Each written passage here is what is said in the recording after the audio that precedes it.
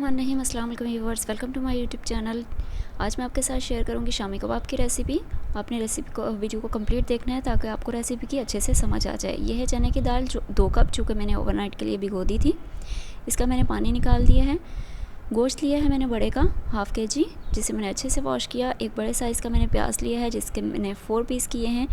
इसके अलावा मैंने लिया है गरम मसाला, कुटा हुआ दरदरा कुटा हुआ गरम मसाला है ये। साथ में हम लेंगे कुटी हुई लाल मिर्च। साबुत लाल मिर्च यहाँ पर मैंने यूज़ नहीं की, 5 लोग साबुत यूज़ करते हैं, आप इसकी जगह कुटी लाल मिर्च भी यूज़ कर सकते हैं। हल्दी लेंगे हम हाफ़ टी स्पून।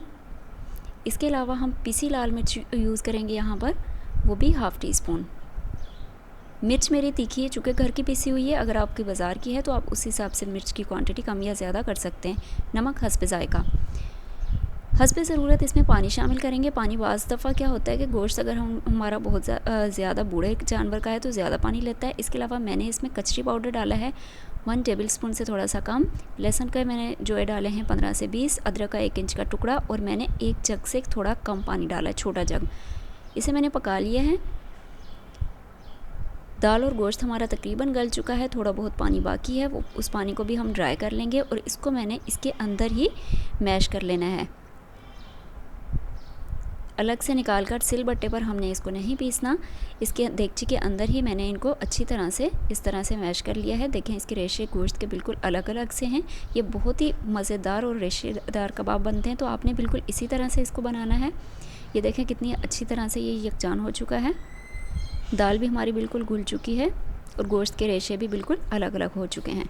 अब हम इसमें अपना हरा मसाला शामिल करेंगे। हरे मसाले के अंदर मैंने लिया है धनिया आधी कट्टी, पुदीना मैंने लिया है आधी कट्टी से थोड़ा कम, 2 अदद अंडे आप लेंगे यहाँ पर, और इन सबको आप अच्छी तरह से मिक्स कर लेंगे। अमीज़े को मैंने बहुत अच्छे से मिक्स कर लिया है। हमने इसके कबाब बना लेने हैं। अब कबाब बनाने के बाद गाइस हमें इसको डिप करने की ज़रूरत नहीं है। आप चाहें तो इसे अभी फ्राई कर लें, आप चाहें तो इसे फ्रीज़ करके भी रख सकते हैं। तो मैं इसे अभी फ्राई कर लूँगी।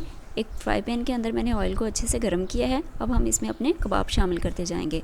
जब तक ऑयल गर्म नहीं हो गया था, ऑयल अच्छे से गर्म हुआ तो मैंने फ्लेम को कम कर दिया था।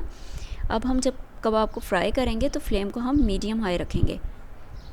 कबाब एक तरफ से अच्छी तरह से पक जाएंगे, फ्राई हो जाएंगे, तो मैंने इनकी साइड पलट दी है। इसी तरह से हम इनको दूसरी साइड से भी अच्छे से फ्राई कर लेंगे। फ्राई हो जाएंगे तो हम इनको निकाल लेंगे और ये सर्व करने के लिए रेडी हैं। आई होप गाइस कि आपको मेरी रेसिपी पसंद आई होगी, तो प्लीज़ वीडियो को लाइक करें, शेयर करें, कमेंट बॉक्स में अपनी राय का इज़हार ज़रूर दें। मेरे चैनल को सब्सक्राइब करें अगर आपने अभी तक सब्सक्राइब नहीं किया, और पास में लगे बेल आइकन को भी प्रेस कर दें ताकि मेरी हर नई आने वाली वीडियो का नोटिफिकेशन आपको बर वक्त मिलता रहे। जहाँ रहें खुश रहें, अपना बहुत सारा ख्याल रखें। Thanks for watching. अल्लाह हाफिज़।